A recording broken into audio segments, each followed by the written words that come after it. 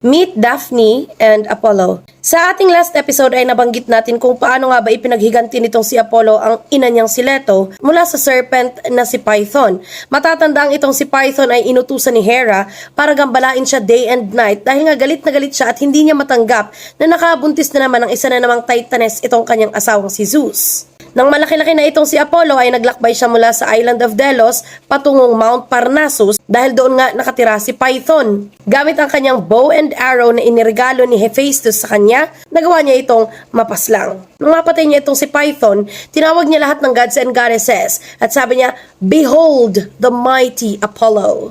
Hello, tingnan niyo naman ang aking angking galing. Ako lang ang nakapatay sa serpent na yan gamit ang aking bow and arrow. Paano yan? Basic na basic. So habang nakapaligid sa kanyang mga gods and goddesses, nagawi ang kanyang tingin dito kay Eros na god of love na may hawak na bow and arrow din. Nilapitan siya ni Apollo at sabi niya, "Naku bata, anong klaseng bow and arrow yan? Tingnan mo naman itong arrow ko. Napaka-aesthetic. Walang-wala iyang arrow mo. Tsaka itong klase ng arrow na meron ako ay mga pang warriors lang, hindi para sa mga batang katulad mo. Dapat nga nilalaro mo, darts na lang." Nainis itong si Eros dahil para sa kanya mukhang medyo mayabang itong si Apollo. Pero hinayaan niya nung una. Ito namang si Apollo, todo asar pa rin siya at todo pagmamayabang. Nang tumingin si Eros kay Apollo, sabi ni Apollo, "Ano, little love god? Tinitingin-tingin mo dyan?" Sabi ni Eros, "Alam mo, Apollo, okay, sige sabihin nating malakas ka. Sabihin nating powerful ka. Ikaw ang nakapatay sa serpent, edi very good. Pero hindi mo rin naman kaya itong powers ng aking bow and arrow. May mga kings and queens nga na napapaiyak, napapaluhod at napapatay dahil dito." Sabi ni Apollo, "Do your worst, Eros." At tumalikod na siya. Naningkit ang mga mata nitong si Eros at nandilim ang kanyang mga paningin. Kaya naman, nung nakatalikod itong si Apollo, ay dumukot siya ng 2 arrows sa kanyang lalagyanan. Yung unang arrow na nahugot niya ay golden arrow. Matalas at very bright ito. Ang ganitong klase ng arrow ay ginagamit ni Eros para ma-love at first sight o ma-fall in love ang kahit sino na matamaan nito. Ang pangalawa namang arrow ay medyo darker ang kulay. Ang sino mang matamaan ng arrow na ito ay kahit kailan hindi makakaramdam ng pagmamahal ni katiting. So niredy na ni Eros ang kanyang sarili. Tinutok niya yung bow and arrow at sabi niya, "Sana magsilbing aral ito sa iyo, Apollo. Napakayabang mo kasi."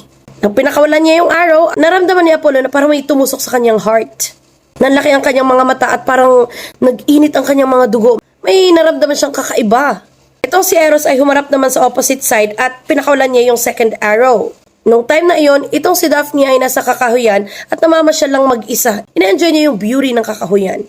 Kalain mo yun, nung namamasyal ka lang mag-isa, tapos nadamay ka pa sa kalokohan ng iba.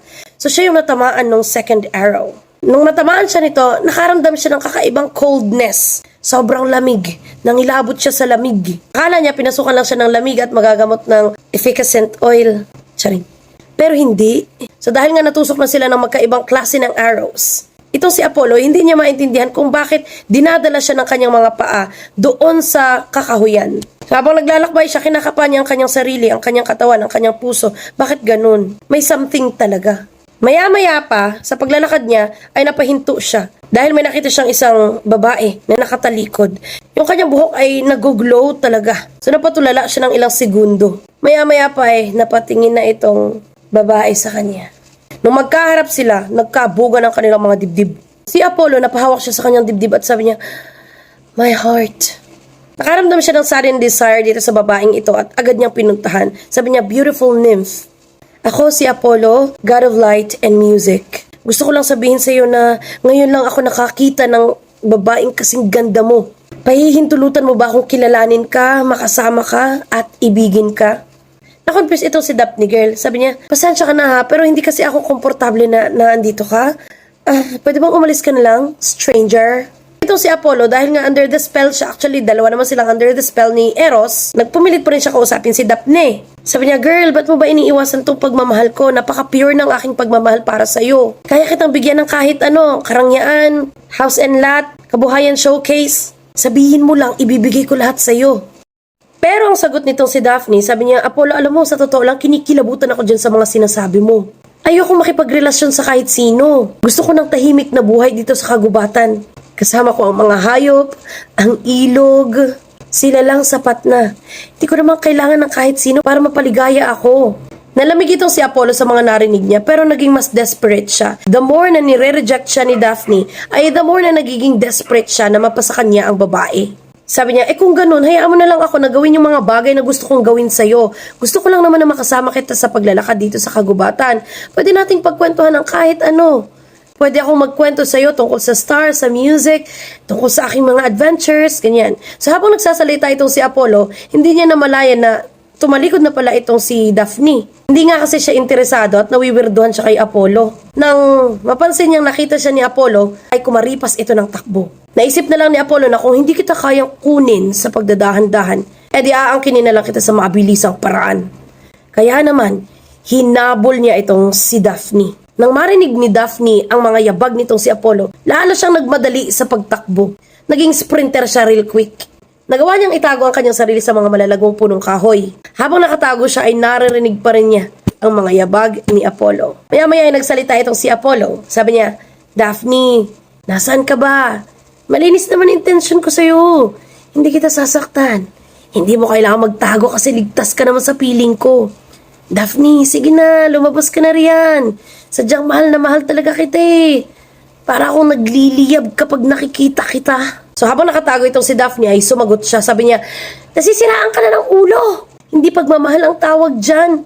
Kahibangan na yan. Umalis ka na, Apollo. God ka pa naman. Ibaling mo na lang ang pagmamahal mo sa iba, wag lang sa akin. Wala ka naman kasi talagang mahihita sa akin. Pero nga diba, itong si Apollo, the more na nire-reject siya, the more na nabubuhay ang kanyang pagkagusto at ang desire niya. Kaya naman hindi niya tinigilan si Daphne. Sabi niya, Daphne, hindi mo naiintindihan. Para sa'yo lang talaga tong puso ko. Alam ko yun kasi ako nga ang God of prophecy, God of healing, God of music. Bakit ka matatakot sa tulad ko na pure naman ang pagmamahal sa'yo? Hindi ko naman dudungisan ang pagkatao mo. Ito si Apollo, pinipilit niya talagang pagsalitain si Daphne para matrace niya kung saan nanggagaling ang boses. Nang matrace niya ang pinagtataguan nitong si Daphne ay dahan-dahan niya itong tinungo. Pero dahil nga sanay na sa kagubatan itong si Daphne, naririnig niya kahit ang pinakamahihinang kaluskos. Nung maramdaman niyang malapit na si Apollo, ay agad itong lumabas sa kanyang lungga at muling nagtatatatakbo. This time, dahil medyo mahaba-haba na rin ang kanyang itinakbo, hinika na siya at parang naramdaman niyang hindi na niya kakayanin pa ang isa pang hakbang. Pero nga, naisip niya na kailangan niyang protektahan ang kanyang virginity, ang kanyang pagiging chaste and pure. Wala siyang balak mag-surrender at wala rin siyang balak magpahuli kay Apollo. Hanggang sa hingal na hingal siyang nakarating sa isang ilog. Napaluhod siya sa gilid nito at tumunghay siya doon sa ilog. Sabi niya, Father Peneus, pakinggan mo ako. Tanggalin mo na itong beauty na ibinigay mo sa akin. Hindi ko ito maituturing na gift. Isa itong sumpa. Mas gugustuhin ko pang maging kahoy na lamang kaysa naman ibigay ko ang aking sarili sa isang nilalang na hindi ko naman mahal. Si Peneus ay isang river god at ang tatay nitong si Daphne. So habang kinakausap ni Daphne yung kanyang tatay, siya naman pagdating nitong si Apollo. Sabi niya, dito lang pala kita matatagpuan. Andito ka lang pala, buti naman at napagod ka. Noong akmang lalapitan na ni Apollo si Daphne, ay biglang yumanig ang kalupaan. Mula naman sa ilog ay lumitaw itong si Peneus. Sabi niya, Apollo, Apollo, Apollo. Anong ginagawa mo sa anak ko? Hindi ko ito matatanggap. Ang tagal kong pinoprotektahan ang anak ko, tapos ikaw lang ang lalapastangan sa kanyang dignidad. Kaya naman, para maprotektahan ang purity ni Daphne, ay itrinansform ni Peneus ang kanyang anak sa isang kahoy na kung tawagin ay laurel tree. O diba, dahil sa kanila nagkaroon tayo ng pampalasa ng adobo natin, yung laurel na tinatawag natin. Sa culinary terms daw ito ay bay leaves or bay laurel. Mula sa words na Laurus nobilis. So ayun nga, trinansform nitong Peneus ang kanyang anak sa laurel tree. Yung mga balat niya tumigas, yung mga legs niya ay nagkaroon ng mga ugat, nag-stretch din ang kanyang mga arms, at yung mga daliri niya ay naging branches daw ng laurel tree. Yung buhok naman niya na shining, shimmering, splendid ang naging dahon. The whole time na nanonood itong si Apollo sa transformation ni Daphne, nakanganga lang siya. Matapos ang kanyang transformation ay napaluhod ito sa tree.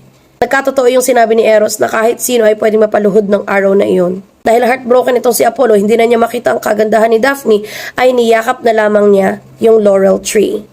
Sabi niya, Daphne, my love, you are lost to me now, but my heart shall belong to you forever. Since hindi kita pwedeng maging bride, ikaw na lang ang ituturing ko as the most sacred tree para sa akin.